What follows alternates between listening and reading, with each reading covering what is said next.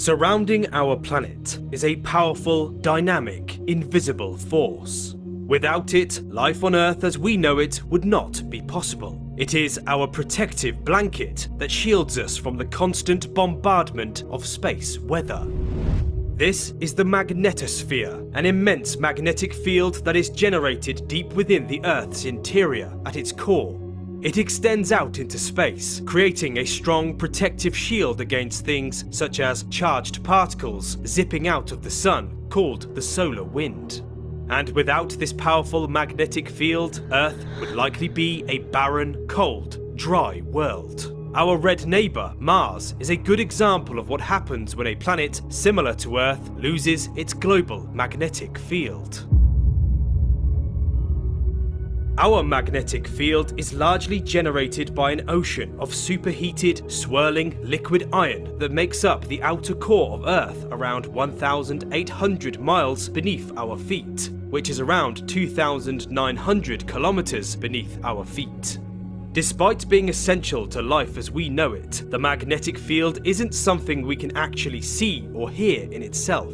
But we can see its effects on the Earth's atmosphere in the form of the stunning visual display called the Aurora Borealis, or the Aurora Australis. And now we can also hear it.